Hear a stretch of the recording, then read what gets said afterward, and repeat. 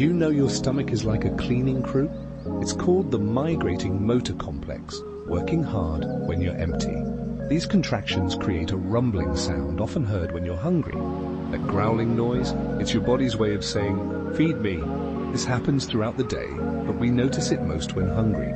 The body is constantly working, even when we don't realize it. So next time you hear that growl, know it's just your body cleaning up. It's a reminder to nourish yourself and listen to your body. Eating regular meals helps maintain this natural rhythm. So embrace those growls. They're a sign of a healthy digestive system. Your body is a remarkable machine, always working for you. Remember to feed it well and keep that engine running smoothly.